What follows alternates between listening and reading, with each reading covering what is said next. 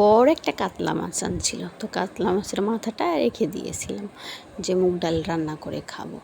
তো ঠিকমতো তো আর বিদ্যুৎ অথবা গ্যাস থাকে না, এই জন্য রান্না করা হয় না। তো এভাবে ফেলে রাখলে তো ভালো লাগবে না, ভাবলাম যে না আজকে রান্নাটা করে ফেলি। তো এখানে মাছের মাথাটা ভেজেছি, একটা রেখে দিয়েছি আর এক খণ্ড ভেজে নিয়েছি। আর আপনার রাইস কুকারে মুগের ডালটা সিদ্ধ করে নিয়েছি। তো মাছ যে তেলে ভেজেছি সেই তেলে এখন আপনার ফোড়নটা দিয়ে দিলাম। এখানে দিচ্ছি জিরে, তেজপাতা, গোটা গরম মশলা আর কুচি করা কাঁচামরিচ দিয়ে সম্বরা দিয়ে একবারে ডালটাও ঢেলে দিলাম। তো দেখলাম কড়াইটা ছোট হয়ে যাচ্ছে, জাল দিলে বেশি একটা ভালো হবে না। তো আমি কী করলাম, কড়াইটা চেঞ্জ করে নিলাম আর মাছটা আমি ভালো করে ভেঙে দিয়ে দিলাম, সাথে লবণ আর হলুদ পরিমাণ মতো দিয়ে দিলাম। এখন শুধু একসের জাল হবে, ডালে মোট যত জাল দিতে পারবেন ততই ভালো হবে, টেস্টটা বেশি লাগবে। যে কোনো ডালে যত বেশি জাল তত বেশি টেস্টি। তো যাই হোক, হয়ে গেছে, এখন খেয়ে দেখবো কেমন হয়েছে। আর কীভাবে রান্না করলাম সেটা তো বললাম, খুবই সিম্পলভাবে কিন্তু বেশি টেস্টি, দারুণ মজা হয়েছিল। বিশেষ করে মাছের মাথাটা দেওয়াতে, মাছের মাথাটা অনেক বড়, ডালের থেকে যদি মাছটার পরিমাণ একটু বেশি হয় তাহলে কিন্তু একটু টেস্টি লাগে।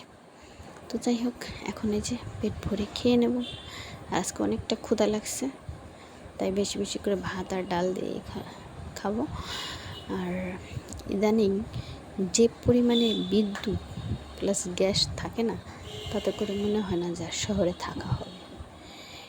আর শহরেই বেশি বিদ্যুৎ যাচ্ছে, তাহলে গ্রামের কী অবস্থা হচ্ছে আপনারা একটু বোঝার চেষ্টা করেন। বাড়িতে আপনার সারাদিনে মনে হয় 2 ঘন্টা কারেন্ট থাকে, আর রাত্রেবেলা কারেন্ট যাবেই। সারাদিন কারেন্ট থাক বা না থাক, রাত্রেবেলা তো একটু দিতে পারে, তাহলে মানুষ একটু সুখে শান্তিতে ঘুমাতে পারে, সেটাও করবে না। আগে তো দেখতাম শহরে একদমই, বিশেষ করে আমরা যেখানে থাকি এখানে একদমই কারেন্ট যায় না। এই যে 2 দিন ধরে ফুকফুকানি শুরু করছে, কি কোনো সময় আছে তাড়াতাড়ি আসে, কোনো সময় আছে 2-3 ঘন্টা হয়ে যায়, তাও আপনার কারেন্ট দেন। গ্রামে তো কারেন্ট গেলে বাইরে ঘুরে ফিরে বেড়ানো যায়, শহরে কি সেটা সম্ভব বলেন? কত সময় মানুষ বাইরে থাকবে? কী যে একটা সমস্যার ভিতরে আছি। আর রান্নাবাড়ি তো দূরের কথা, গ্যাসও তো ঠিক মতো থাকতেছে না যে একটু ভালো মন্দ রান্না করে খাবো, অথবা কোনো আত্মীয় স্বজন আসলে যে তাদেরকে একটু রান্না করে খাওয়াবো, সে কায়দাও তো নেই। কারণ গ্যাস না থাকলে রান্না করবো কী দিয়ে?